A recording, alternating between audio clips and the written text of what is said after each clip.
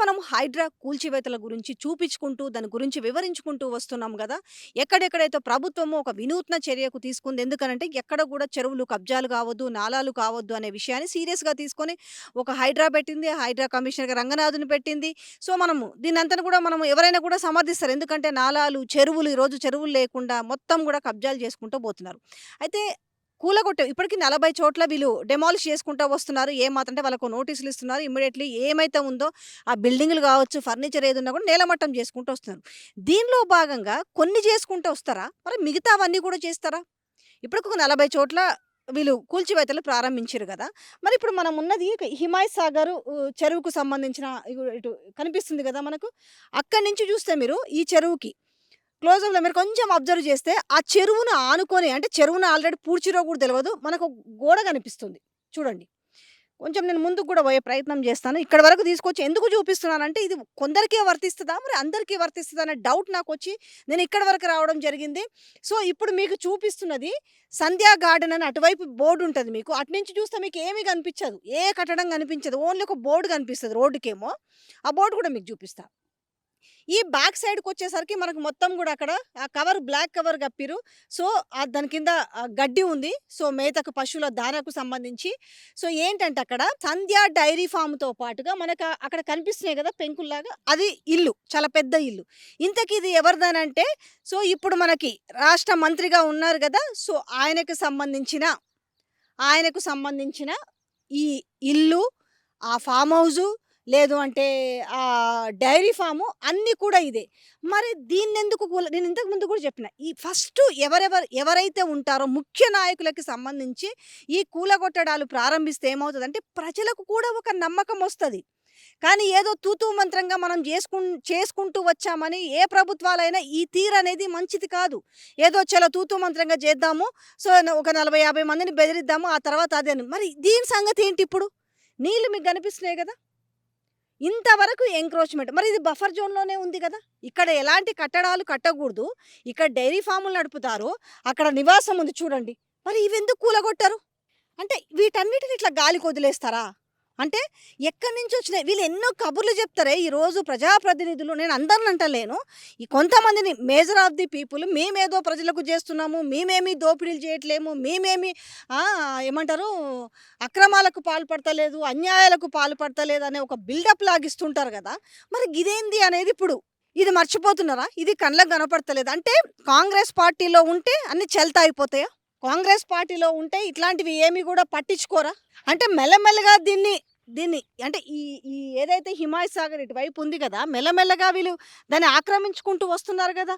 రెండోది buffer zone మీరు ఏవైతే అక్రమ కట్టడాలున్నాయో కొంచెం కనిపిస్తది చూడండి మీకు. ఆ షెడ్స్ ఏంది? ఆ ఇల్లేంది? ఓసారి మీరు గూడా ఎవరైనా చూసే వాళ్ళకి ఏదైనా అనిపిస్తే మీరు గూడా ఆరా తీయండి. ఎవరిది అసలు ఈ సంధ్యా గార్డెన్, ఈ సంధ్యా డైరీ ఫార్మ్ ఎవరిది? మరి అందులో ఉన్న ఇల్లెవరిది? మరి దీనికేం సమాధానం చెప్తారు రేవంత్ రెడ్డి? నేను చాలా గొప్పగా చేస్తున్నానని చెప్పి ఇప్పుడు మీడియాలో రోజుకు వార్తలు బ్రేకింగ్ ప్లేట్స్‌తో వస్తున్నాయి కదా! మరి వీటి గురించి ఎందుకు పట్టించుకోరు? వీటినెందుకు నిలదీయరు? వీటినెందుకు కూల్చరు? కనీసం అక్కడికొచ్చి ఆ గేటుని టచ్ చేసేంత ఇదన్నా ఉందా? మీకు ఆడికోయి కూడా చూపిస్తాను. ఆ గేట్ దగ్గరకి పోతే మీకు ఆ కొబ్బరి చెట్ల వరకే కనిపిస్తది. అక్కడ పాన్ చేయి మనకు అక్కడ కొబ్బరి చెట్లు కనిపిస్తున్నాయి కదా! ఆ గేట్ దగ్గరకి పోయి మీరు ఆ గేట్‌లో నుంచి చూస్తే జస్ట్ ఆ కొబ్బరి చెట్ల వరకే కనిపిస్తాయి. ఇటు వెనక్కి వస్తే గాని మీకు అక్కడ ఉన్నదంతా ఎక్కడి నుంచి ఎక్కడి వరకు ఉందో చూడండి. మనకు అటు నుంచి అక్కడ మనకి పవర్‌కి సంబంధించినది ఉంది కదా! పోల్ పెద్దది. ఆ పోల్ నుంచి చూసుకుంటే ఆ చివరికి దాటి అటు తిరిగింది ఆ వాల్ కాస్త. ఏమంటారు మరి దీన్ని ఒకసారి ఆలోచించుకోవాలి ప్రజలు గూడా. అంటే కొన్ని మాత్రం ఏదోదో చేసేసి అంటే సామాన్యుల వరకే చేసేసి మనము అనుకున్న వాళ్ళందరిని వదిలేసుకుంటూ పోవాలా మరి? చేస్తే అందరికీ ఒకే రకమైన ఇది ఉండాలి తప్ప, కాంగ్రెస్ పార్టీలో ఉన్నవాళ్ళు మంత్రులు, ఎమ్మెల్యేలు లేకపోతే అందులో కొంచెం పలుకుబడి ఉన్న నాయకులకైతేనేమో వదిలేస్తారు. కానీ మిగతావనేసి చెరువుకు దూరంగా ఉన్నవి మీరాడ కూల్చేసిన చెరువుకు పక్కనే గదా! ఆనుకొని. మరి దీన్నేమంటారు? యాక్చువల్‌గా మేము గూడా డ్రోన్ ఎగిరేయాలనుకున్నాం. కాకపోతే ఏం చేస్తారంటే మీకు అధికారం ఉంది కాబట్టి మీరు పర్మిషన్ లేకుండా డ్రోన్ ఎగిరేసారని అంటారనేసి మేము అంటే మీ లెక్క మేము అట్లా చేయలేము గదా! అన్యాక్రాంతంగా చేయలేము గదా! మీకు చూపించే ప్రయత్నం చేసాం. అవసరమైతే తర్వాత ఇదే పర్మిషన్ ఇస్తారో లేదో డ్రోన్ ఎగరేసే కార్యక్రమాన్ని కూడా చేసే ప్రయత్నం చేస్తాం. ఒక పర్మిషన్ తీసుకుందాం. ఎందుకు ఇల్లీగల్‌గా చేసేదెందుకు? వీళ్ళు ఇల్లీగల్ దందాలు, ఇల్లీగల్‌గా చేసిన కట్టుకున్న కట్టడాలని వీటి గురించి ఎవరు మాట్లాడరు. అంటే మీకు నాణానికి ఒక వైపున అన్నట్టుగా ప్రజల ముందల బాగా బిల్డప్‌లు ఇస్తూ, ప్రజలకు మేమేదో సేవలు చేస్తున్నట్టుగా, ప్రజల మేలు కోసం అని మాట్లాడుతూ ఇక్కడ కనపడుతున్నదేంది? నేను అందుకే చెప్పాను గదా! చాలామంది సోషల్ మీడియాలో ఏమంటున్నారు, అందుకే హైడ్రాని హైడ్రామాగా ఎందుకు చూపిస్తుర్రంటే, మీడియా గూడా ఏం చేస్తుంది, ముందు కూల్చేసిన కట్టడాల ముందు మాత్రం చూపిచ్చేసి, రేవంత్ రెడ్డి చాలా మంచిగా చేస్తున్నాడని చెప్తున్నారు.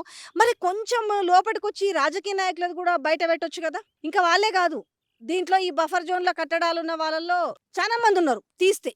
ఎందుకంటే ఏదైనా గూడా మనం ఆధారాలతోటే బయట పెట్టాలి గదా! సో, ఇది కాదు, మాది కాదని వీళ్ళు చెప్పగలుగుతారా? ఈ కట్టడాలు మావి గావు, ఇందులో ఉన్న డైరీ ఫార్మ్ మాది గాదు, కనిపిస్తున్న ఇల్లు మాది కాదు, సో ఇదంతా మాది కాదు, ఈ సంధ్యా గార్డెన్ మాది కాదని చెప్పగలుగుతారా? ఎవరిదైతే మరి ఇంతకి? ఇది పొంగులేటి శ్రీనివాసరెడ్డిదా కాదా?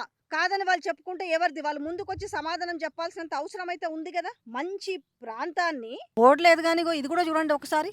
ఆ పక్కనే చెరువు. ఆ చెరువును కాస్త కబ్జా చేసి కట్టిన కట్టడం. మరి ఇది హైడ్రాక్ కనిపించలేదా? ఆ! దీన్ని ఆనుకొని ఇప్పుడు దీన్ని ఆనుకొని ముందుకు పోతే ఉన్నదే మీకు అక్కడి నుంచి సురేంద్ర ఒక్కసారి చూడు ఆ సైడ్లోకి వెళ్ళి మీకు ఇది ఫ్రంట్ నుంచి చూస్తే ఏమీ కనిపించదు, ఏమీ లేదనుకుంటారు ఎవరన్నా. అగో కనిపిస్తుంది చూడండి, ఆ ఇల్లు కూడా కనిపిస్తుంది ఒకసారి చూడండి.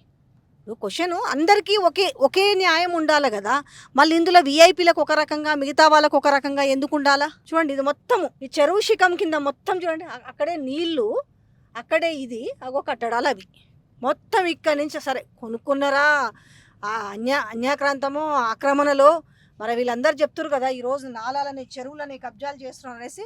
ఇగో ఇది మీకు కనిపిస్తుంది కదా సంధ్యా గార్డెన్కి సంబంధించి, ఇందులోనే సంధ్యా గార్డెన్ దీనికి సంబంధించి లోపల ఇందాక ఇటు నుంచి మీకు చూస్తే ఏం కనపడదు, ఏముంది అనేలా కనిపిస్తుంది కదా. ఆ వెనక సైడ్ నుంచి పోతేనే మనకి డైరీ ఫాము, లోపల ఉన్న విలాసవంతమైన బంగళా, సో ఇవంతా కూడా లోపటి నుంచే కనిపిస్తుంది. మీరు ఇక్కడ నుంచి చూడండి, ఎవరైనా చూస్తే ఏమీ కనబడదు. ఇగో ఈ గేట్ నుంచి లోపలికి పోతే బోర్డు పెట్టుకున్నాడు, కన్స్ట్రక్షన్స్ అట వాళ్ళే. ఎవరికైనా డౌట్ ఉంటే ఆ నెంబర్లు పాన్ చేస్తే కొంచెం ఎవరికైనా డౌట్ ఉంటే ఫోన్ చేస్తారు.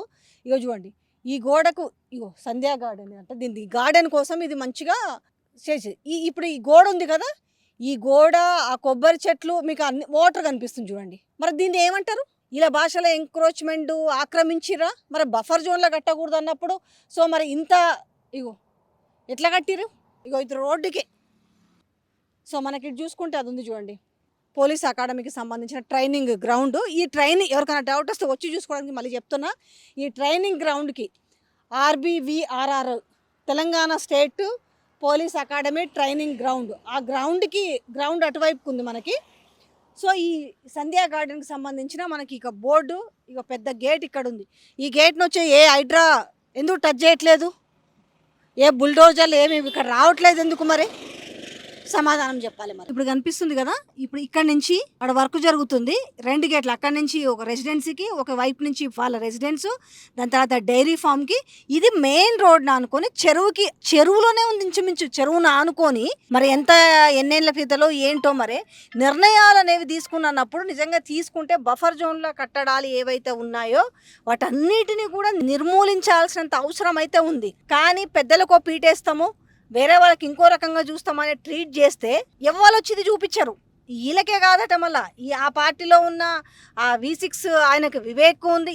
ఈ మాట నేను కాదు ఇవాళ చెప్తుంది, మీకు అవసరమైతే నేను ఆ రోజున్న ఆ బయట కూడా మీకు చూపిస్తా. ఇగో ఇది బోర్డు, రోడ్డుకున్నది చూడండి, బోర్డు కూడా కనిపిస్తుంది, మీరు ఒకసారి చూడండి. ఈ బోర్డు పక్కనే మొత్తం వాళ్ళది ఇది. మరి ఇది బఫర్ జోనా కాదా అనేది రంగనాథ్ గారు డిసైడ్ చేస్తారా, లేకపోతే మరి తెలంగాణ రాష్ట్ర ముఖ్యమంత్రి డిసైడ్ చేస్తాడా, లేదా కనీసం మిగతా మంత్రులు కూడా మరి ఏమైనా నోరెప్పుతారా దీని మీద?